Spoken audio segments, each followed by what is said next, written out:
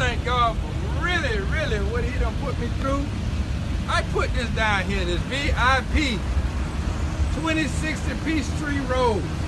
I started this game with a 24-hour barbershop. Look how far it really came. I met a lot of people in this place right here. I really thank God for real. My hustle, my grind, all of that done paid off. This is 2020. It was 2004 when I came here. Believe that. They can't even get rid of this. They can't even get rid of it. Trademark yourself. Trademark yourself. Your dream will come true. Hey Jonesy Babes, and welcome back to my channel. So today we are going to talk about romance scams and sophisticated victims. Okay, now there's a reason why I say sophisticated victims, and we will get into that in just a bit. But the romance scam, I feel like Ernesto falls underneath this category because of the way he did things. You know, the women that he picked to scam, and that he knew he could scam. So it's the women and their lifestyle and how most of them are really God-fearing. So he preys on that. He preys on those type of women. And he likes successful women. Now, I'm not sure why he's hanging on to Sonia. I think that's the last resort, and he just needs his time to pass. You know what I'm saying? But he had a type of woman that he wanted to use to make himself better, to, you know, make sure that his status was growing. Because if you couldn't do nothing for him, he wasn't going to mess with you for a while. And when he used everything from you, he would move on to the next victim. And the next victim is just as smart or sophisticated as the next. But we're going to get into that. A romance scam is a confident trick involving romantic intentions towards a victim, gaining the victim's affection, and then using that goodwill to get the victim to send money to the scammer under false pretenses, or to commit fraud against the victim.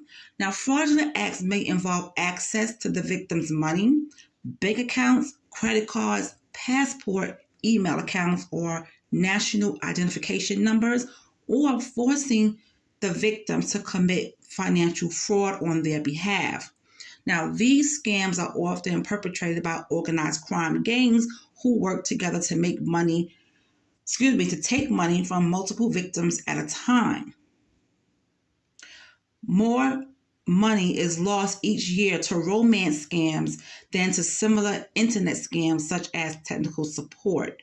Now, the reason why I say Ernesto fits in this category is because he had access to credit cards of his victims.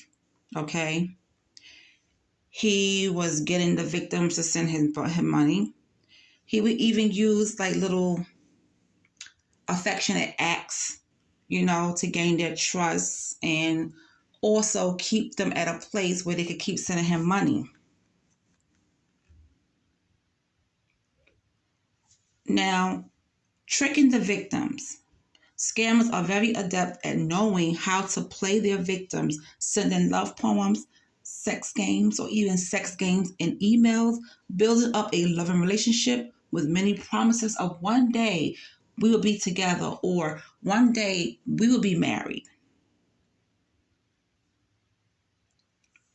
Communications are exchanged between the scammer and the victim over a period of time until the scammer feels they have connected with the victim enough to ask for money.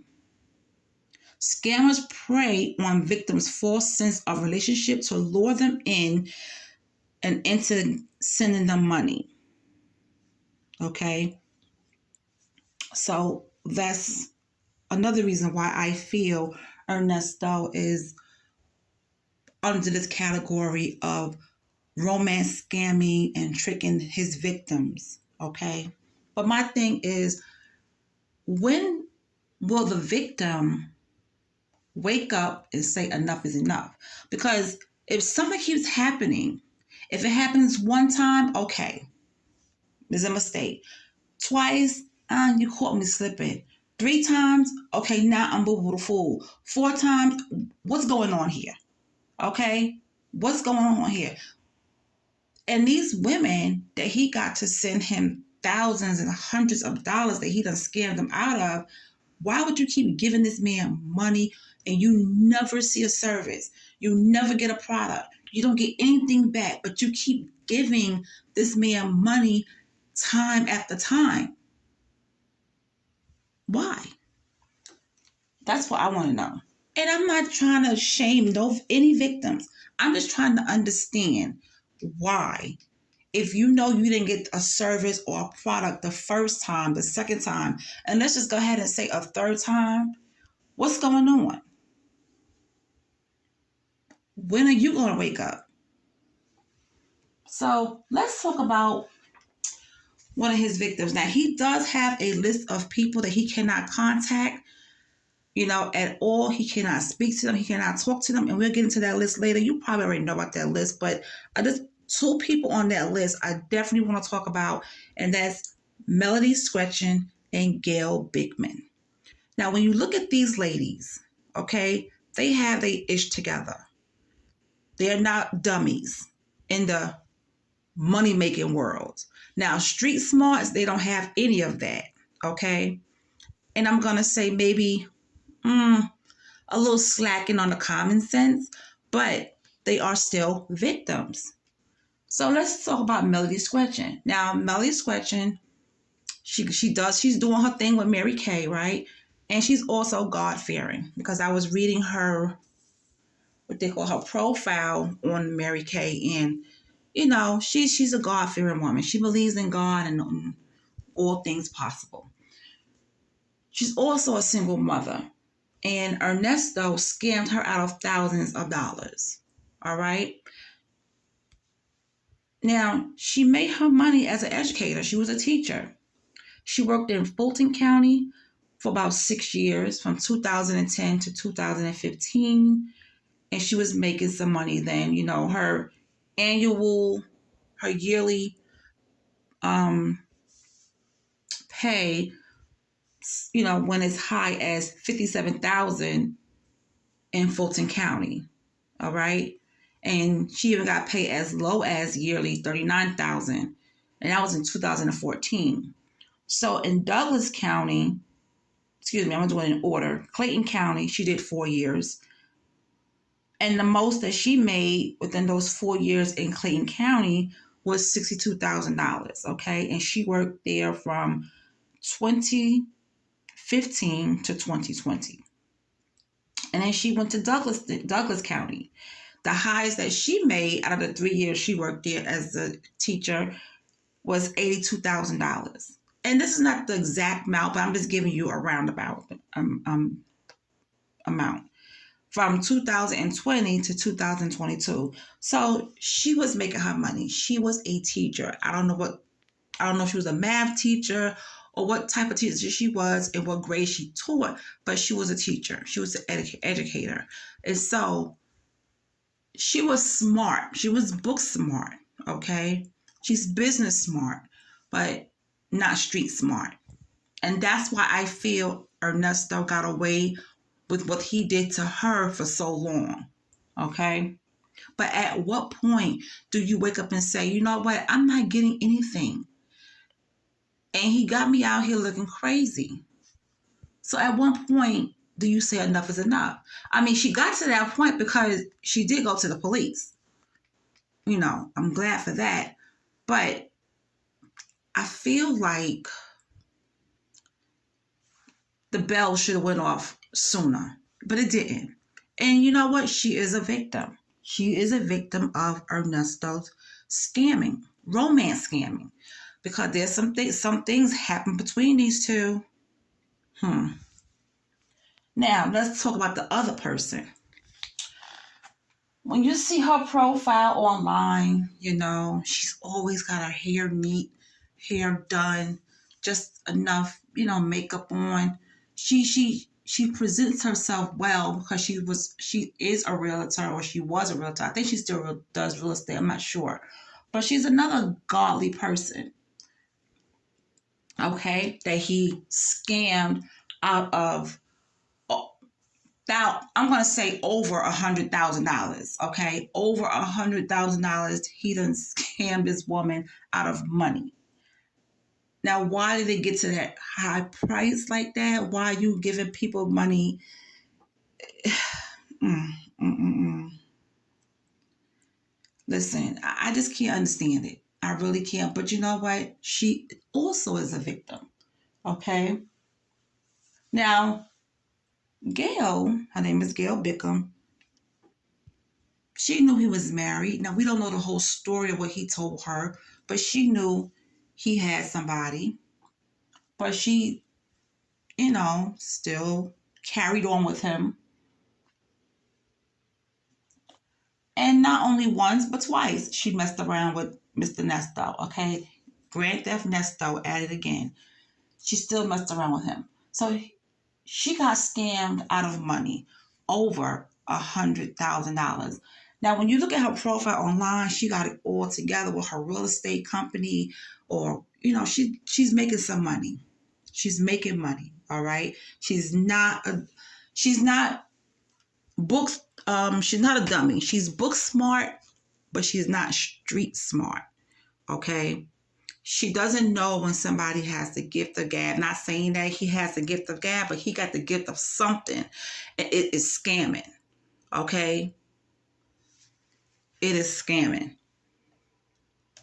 But at one point, yes, they both got to the point where they said enough is enough. But at what point? I mean, why didn't the light bulb come on earlier than what it did?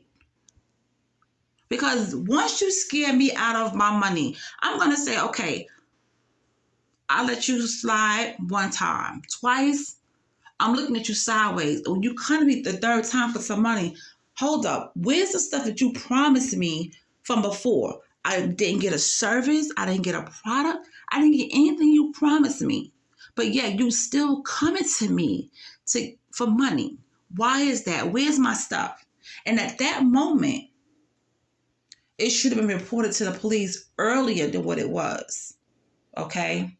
But Ernest, he goes by so many names. Oh my God, he goes by so many different names. And what scammers, what they do, when they have that many names, sometimes they have different birthdays and different, birthdays like June 6th, 1960, July 7th, 1985. That's what scammers do. That's what con artists do. They try to change up their personality. They start to impersonate people and not be themselves. Because one of his crimes is impersonation. I did see that online. So, Mr. Ernest out here doing all types of things with these women. Okay, scam Melody Scratching, scam Gail Bickham, and these women have their ish together. You could look at their profile, their picture, and tell these women got it together. So how in the heck did they fall under his spell and get scammed? I could just imagine all the stuff he was telling these women. I could only imagine what he was telling them and what he was showing them. He put up a good front. That's what he did. He put up a good front. Let's get to Shirley Strawberry. Another woman who's not street smart. Book smart, business smart. They all are business smart, book smart. They have jobs where they are paid well. But Shirley lacked a little bit of common sense as well, because she knew his background. She knew he had a troubled background, but yet she put her trust in the Lord. And I'm going to go ahead and be in this relationship with him. And look what happened. Used her information to get things. She was scammed. And they was together for a long time. They're not even married. Where's the marriage license? They had a ceremony. The marriage of make-believe. That's what I call it. So she got scammed. But yet, how much of this can you blame on Shirley of herself getting scammed? Because she knew his issues from before. But yet, I guess he talks a good game. He was like, that's my past. And I guess she fell for it. But she knew what happened with Ebony Steele, another successful woman, radio co-host on the Ricky Smiley Show. She got scammed. She thought they was going to get married. And what happened? He left her high and dry. He used her what he could use her for, and that was it. When he didn't have no more use for Ebony, dropped her like a hot pancake. Okay?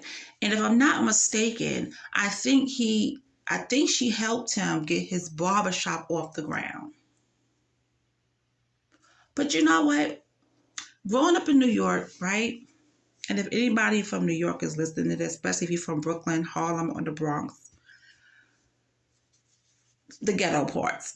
And when you know somebody who comes home from jail, right? They have this type of mentality. They got to make some money, but they don't want to get in trouble. And you got some people who will come home and they'll do well. You know, they use their past as a success story because now they were out there in the streets, but now I'm making money the legal way and I'm doing good. So you have some that come home and do well. You got a lot of people who come home from jail and they get a barbershop. I think that's the easy business to get into. They get a barbershop. Now, I'm not going to say it stays open all the time, you know, but they get a barbershop. But at least they're doing something. Now, some people will take that barbershop and they will make sure everything is run smoothly. But then again, you have some who can't help themselves that will use that barbershop to do all types of illegal business. You know, but a lot of people I know growing up in Brooklyn, I knew a lot of people that would come home from jail, and the next thing you know, they got the barbershop on the corner. And I'm like, okay, well that's good. But then 3 to 4 months later, it's closed down, and they back in jail. It is what it is. So I just want to, point that out. But yeah,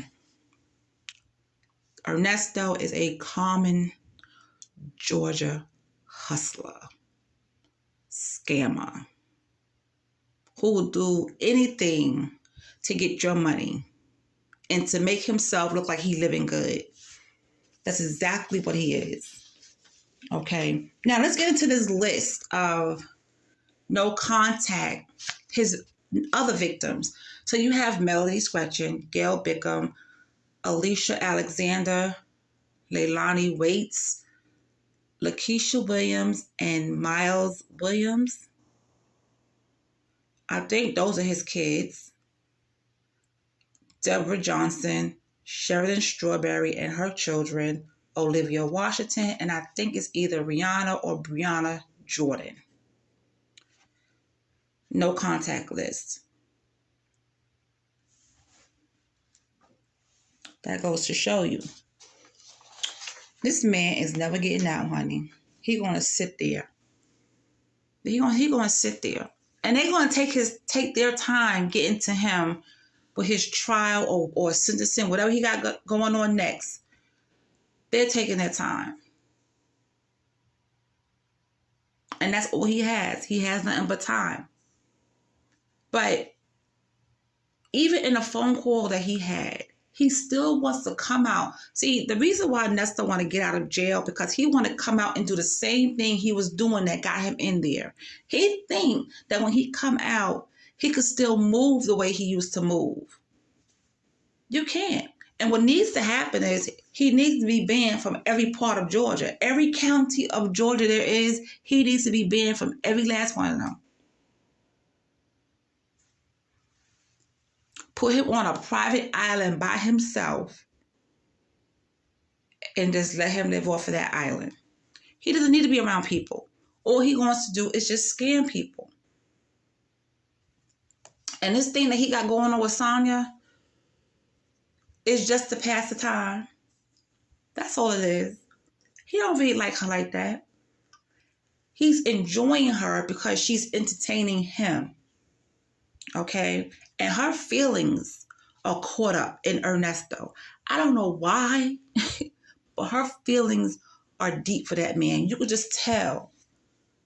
Every time they have a conversation, she's talking about how messed up she feels, and she feels like she's in a relationship, but she's not. And you can hear this awkward silence on his end. And you could tell it's like he's either thinking, oh my God, not this again. Or he just don't know what to say. He just don't know what to say. But she keeps carrying on and carrying on and carrying on. Girl, you looking real desperate out here in these streets. It's embarrassing and it's cringy. Very cringe. You need to stop it. A grown behind woman acting like that. That phone call yesterday, it sounded as if especially with her, she acted like she was talking to her boyfriend in the lunchroom in high school. That's exactly what it sounded like. A lunchroom conversation. Whatever. But anyway, she will realize. And let me just tell you something right now. I'm dying to see how all this is going to play out with her and Ernesto. I am dying to see how this is going to play out with Ernesto and Sonya. Dying to see it. Because I feel like it's coming to a head. It's coming to a head. And I would love to see those text messages, but we can't.